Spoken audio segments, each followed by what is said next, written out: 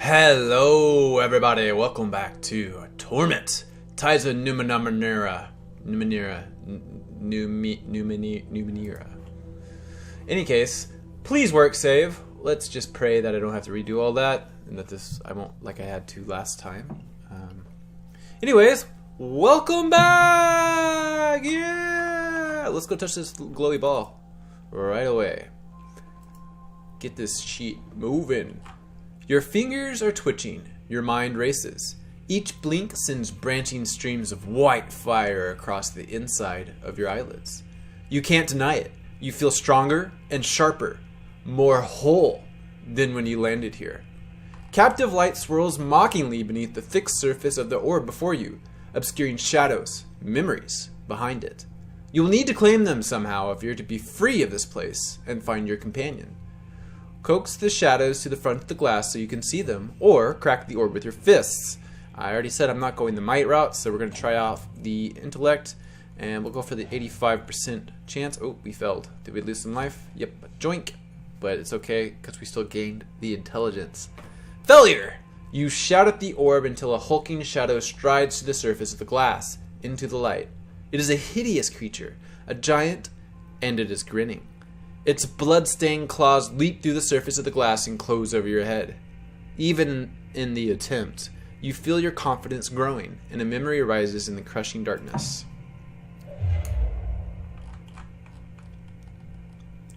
A vision of a city springs up around you, your city in flames and under attack.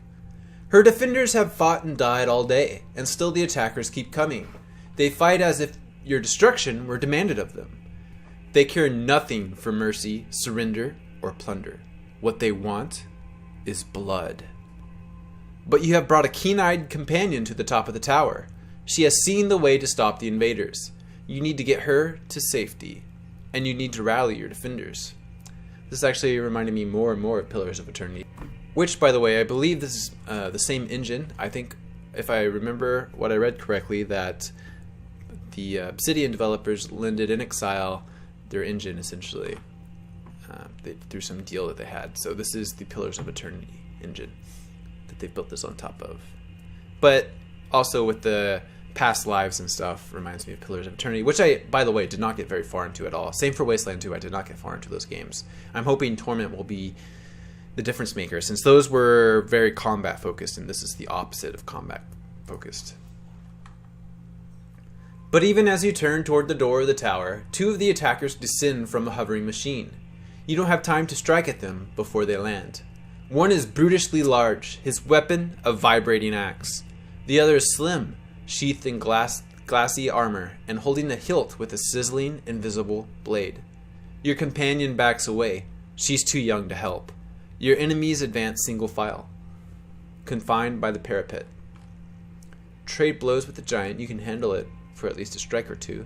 Duck under the giant's swing and attack before he can strike, fight defensively, and figure out who presents the greater threat. This seems like a better option for me. Duck under the giant's swing and attack before he can strike. You roll under the blurring arc of his axe. He's overconfident, testing you without committing to the attack. Yes, he is fast, but not as fast as you are. And when he raises the great axe above his head to finish you, you're able to bury your blade under his breastplate. The blade emerges from the back of his neck, and his lifeblood washes over your hands. He falls, taking your weapon with him, and his companion attacks, so we're weaponless now. Her invisible blade is far more lethal than the giant's axe. You duck as she thrusts at you, and the wall behind you hisses, destroyed. Her return swing cuts through your armor, ruining your breastplate. She doesn't have to be skilled with a weapon like this. She just has to make contact. You time your attack just as she pulls it back for another strike. You barrel into her, driving her over the wall, and she drops, screaming, to the ground 50 meters below. The immediate threat ended. You focus on finding a way back to your allies. You open the tower door and rush down the stairs.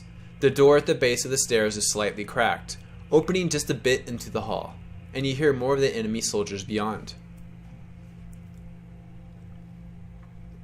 Hurl yourself against the door and knock them to the ground, or crack the door open to sneak past them, charge through them, counting on your defenses to protect you. The door at the base of the stairs is slightly cracked. Let's try to sneak past them. You press yourself against the gleaming door, easing it open, and your breath catches in your throat as it squeaks quietly. The sound like a bell in your memory. You pause, but the soldiers in the hall continue to talk. You push again, squeeze yourself through the narrow opening, and creep down the blood-stained hall. Hey, what happened to my young companion? Are we just leaving her there? The memory begins to fade, and you find yourself back in your own body. Your temples throb with the racing force of your heartbeat, and the reclaimed memories blaze within you, like a bonfire on a mountain peak, visible to every predator for kilometers around.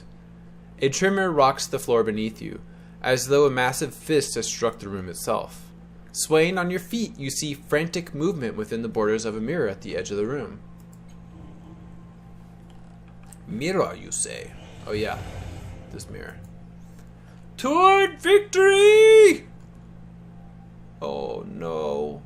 It's a mirror, run! Or not. The border of this mirror is lavishly decorated with a dizzying number of interlocked symbols, daggers, masks, paintbrushes, amulets, and more. But that's nothing compared to what you see in the glass. You see a vast crowd of people, exact doppelgangers of you. Shoving, arguing with, and fighting each other. Most are drab imitations of you, but a precious few are vivid, and pull at your attention. Each of them bears an intricate pentagonal tattoo on their head. We don't have a tattoo. In their eyes, their actions, you see the memories you discovered within the orbs, and the choices you made, shining like distant stars. Your hand twitches at your side, and though some of the bright doppelgangers ignore you, an even smaller number immediately turn to you, waiting for you to choose them and learn what you might become.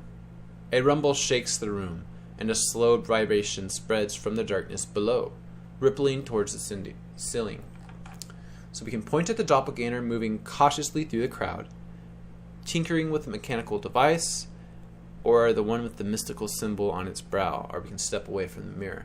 So we're choosing sort of our build here, I suppose. We can be someone who sneaks around a bit, someone who messes with mechanical devices, and magic user, presumably. Which, I don't even know if there's magic in this game, besides like the weird kind of gross magic. But I assume there was, because there was the Planescape Torment, there was magic users. So I know I've gone like speed and stuff, but I don't know that I really enjoy sneaking in these type of games. I've never really utilized it, and I've been playing these games since, Baldur's Gate 2 got released. So I'm going to go with tinkering with a mechanical device. I like this type of thing because you tend to get options, get in places that you shouldn't. I like being able to do that. Coming forward, the doppelganger shows you the 19-sided object it was working on. The device has no less than 100 buttons and levers. With a few muttered words and a series of precise movements, it successfully activates the device. A sphere of bulging air shoots high into the reflected air and explodes into clouds of serrated flower petals.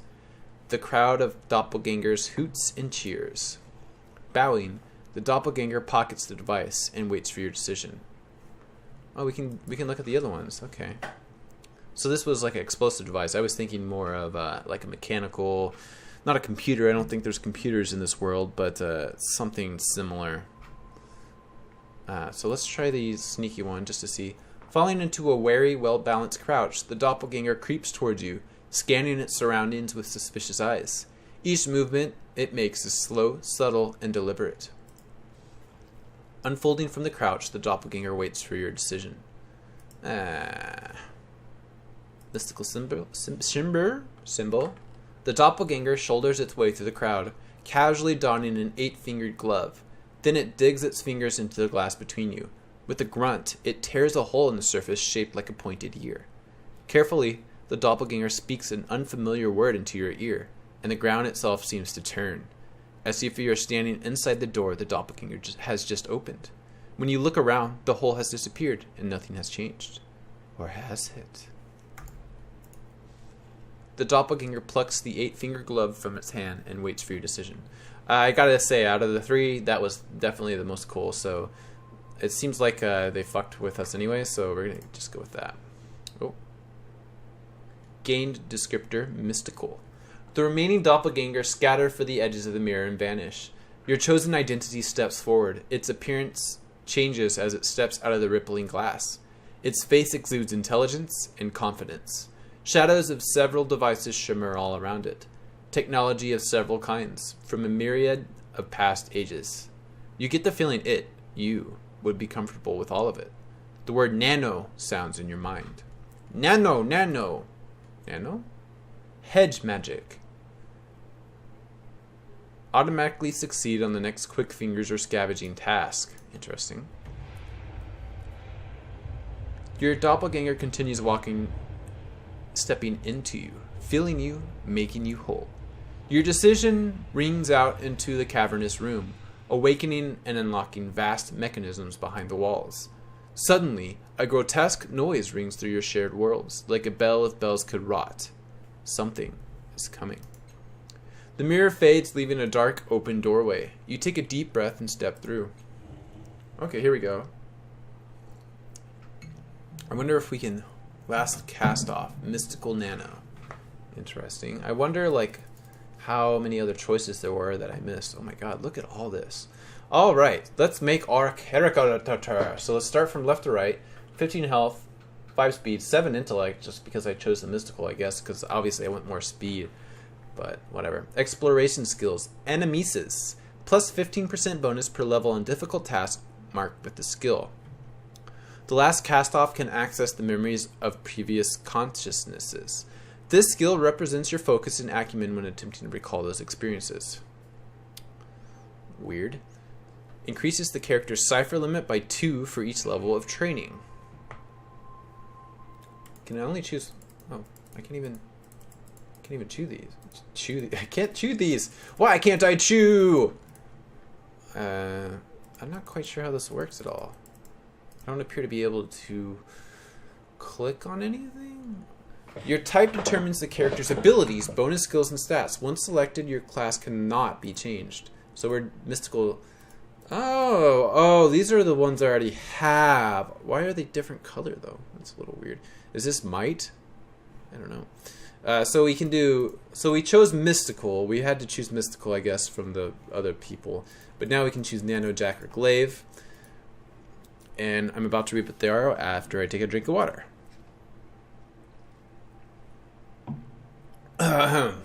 Alright. Glaive. Plus 2 might, plus 2 speed, minus 2 intellect. Can pick plus 1 might or speed edge. Can pick 1 start out. Fuck all that.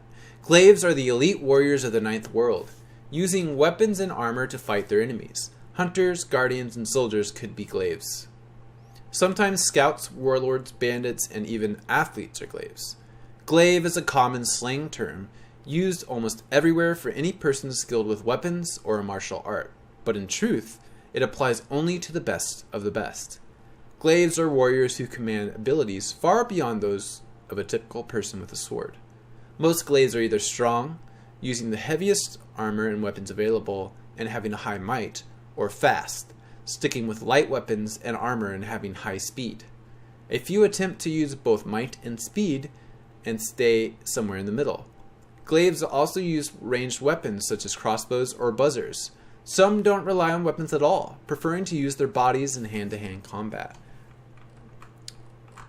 Okay, that's obviously not what I'm going for. So let's see what Jack is. Jacks are intrepid explorers and adventurers. They are jacks of all trades, hence the name. Although the word also harkens back to... Isn't harkens H-A-R-K-E-N-S? Hirkens? Back to fables involving a wily, resourceful hero who always seems to be named Jack, used as a verb. To jack means to steal, deceive, or to get out of a tight scrape through ingenuity or luck. Also, I think Jack is slang. I don't think that's to jack. It's not in the dictionary. Jacks don't use one skill or tactic exclusively. They use whatever weapons, armor, esoteries, or anything else that might help them. Jacks shine when they combine all their tools. They're hunters, particularly treasure hunters, con artists, scalds, rogues, scouts, and experts in a variety of fields. That sounds very interesting. So what is the Nanu? Nanos are sometimes called mages, wizards, sorcerers, or witches by the people of the 9th world. Nano sorcerer is also a common term, with their abilities referred to as nano sorcery. Some claim to be the representatives of gods or other supernatural agencies. Whatever they're called, nanos master the mysteries of the past to the degree that they seem to perform miracles. They tap into the Numenera to alter reality or learn things that they couldn't otherwise know. The term nano is derived from the nanotechnology that is omnipresent through the ninth world, whether anyone realizes it or not. Sometimes people call these invisible, numinous particles that infuse the landscape nanospirits.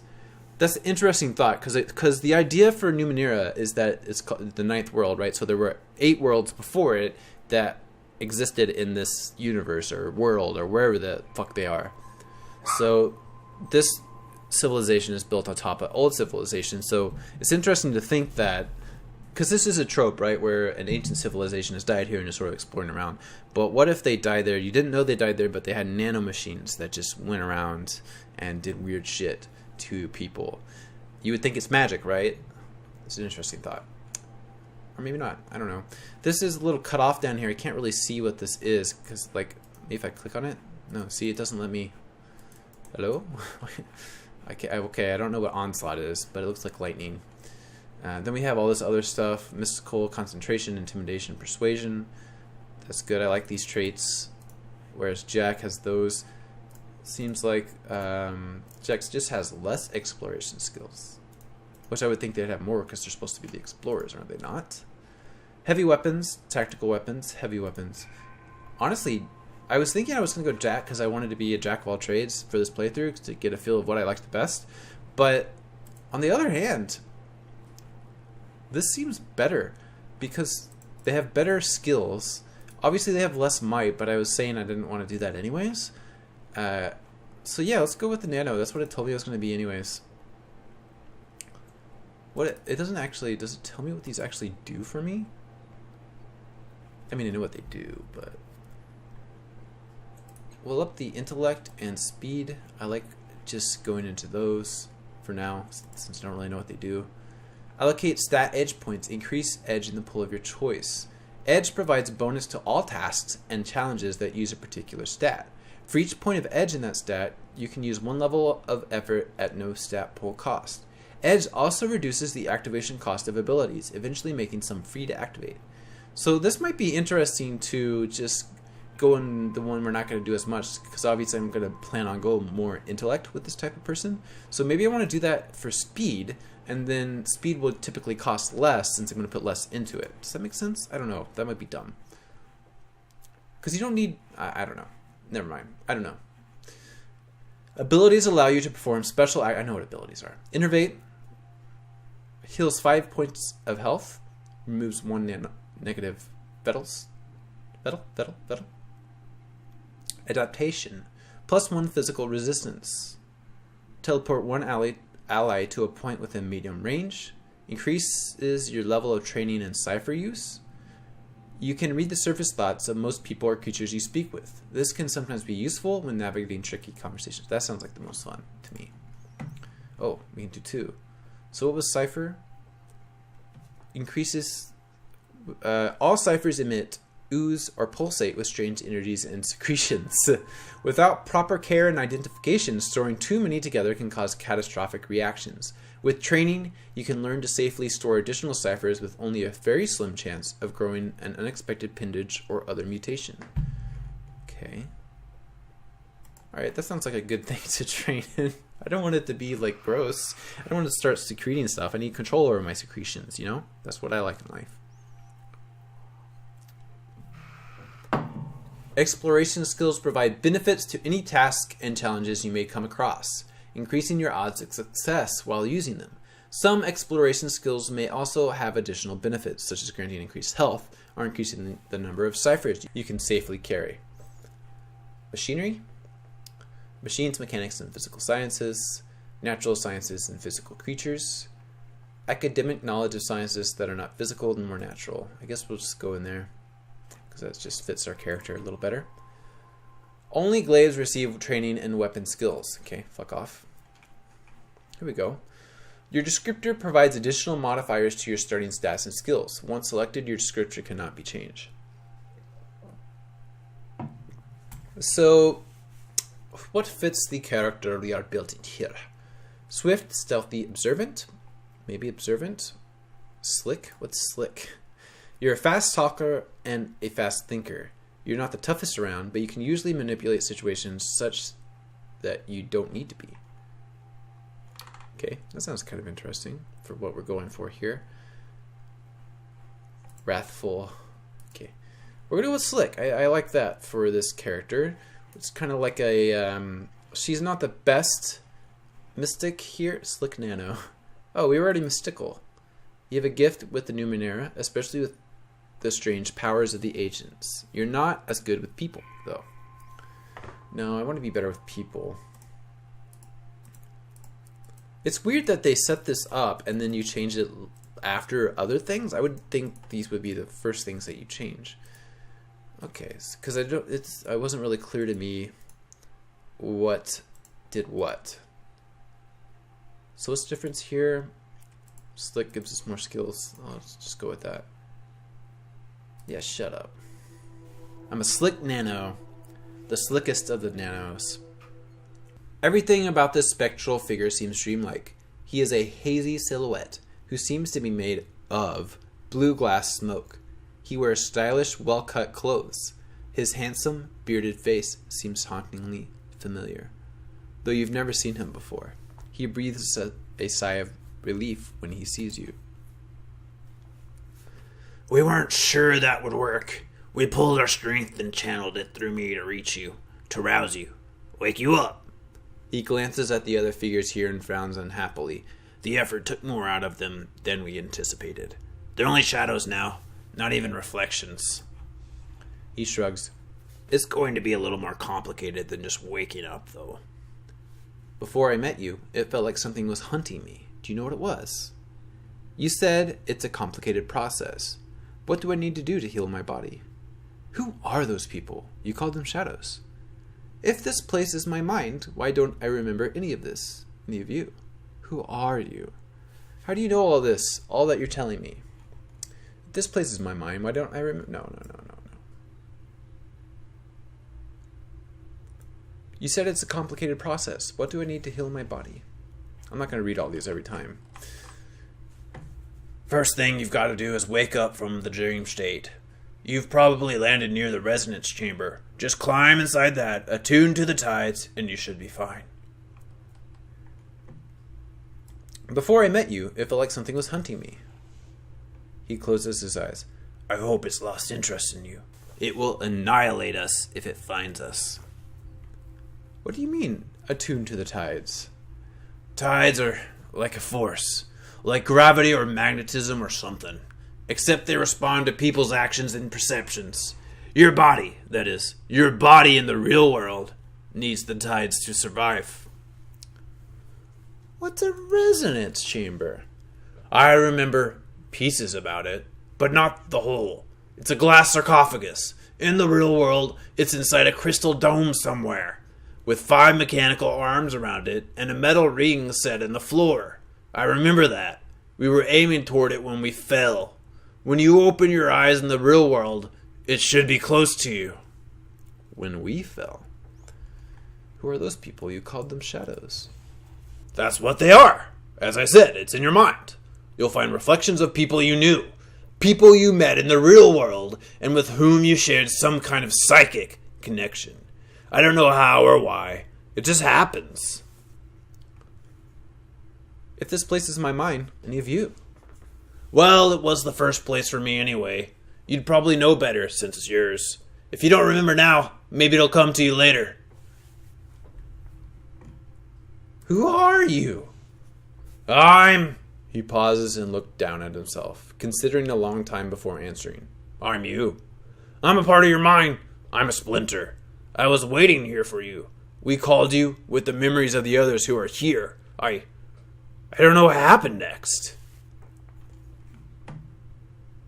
How do you know all of this? All that you're telling me? Because I know. He throws his hands up in frustration. I'm just a part of you. I look at you and I know. This place was made for you, for us. And I remember pieces of knowledge that come to me when you ask your questions. But that's all. So what's the plan? What do I have to do? There's a tidal portal down there. It'll take you back to your body. Just step through it, and the rest of the process should take care of itself. Once you wake up in the real world, find the resonance chamber, activate it, and we can... What in the hells is that? Oh, no! Tentacle monster!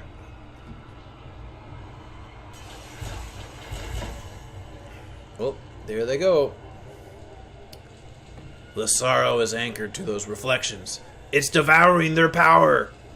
We have to get rid of them, to kill them, destroy its anchors, or else the sorrow will erase us forever. Next time! Oh no! Fucker. Right. Yeah, attack. What the fuck? What is happening?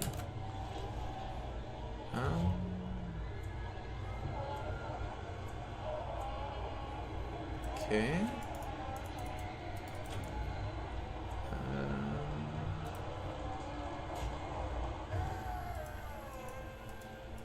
It's not letting me click sometimes, and sometimes it is. I don't really get what's happening here. What the fuck? Oh yeah, we can do this.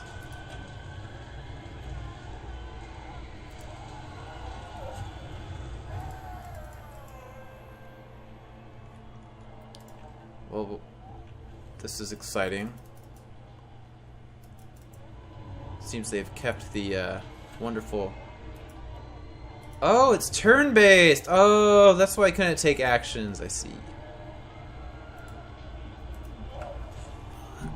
Makes a lot more sense. I forgot they changed it to turn-based. I can't believe you pried the sorrow loose. With any luck, that'll give us the space we need to get to the resonance chamber. Sure. Quest received. Stop the sorrow. No, I don't wanna. Alright guys, thanks for watching. I will see you next time.